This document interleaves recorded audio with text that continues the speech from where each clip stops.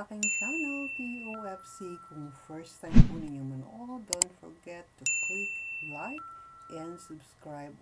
At eto na nga po ngayong napakaraming nagtanong tungkol sa kalagayan ng nag-iisang superstar. Ano ang latest sa kanya? Eto na nga, nakita natin, pumayat at nabawasan ng timbang ng superstar.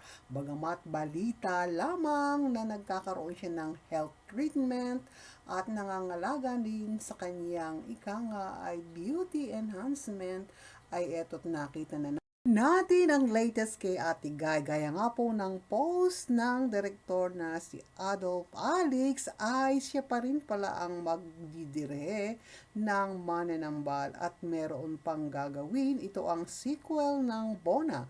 Kaya't ratsada na naman ang nag-iisang superstar sa paggawa ng mga pelikula at tunay namang natuwa ang lahat ng mga Noranians.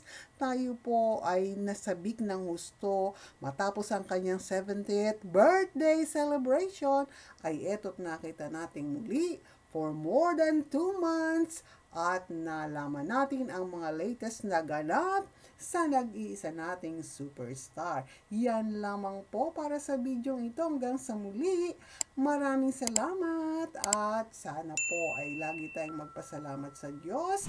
God bless us all.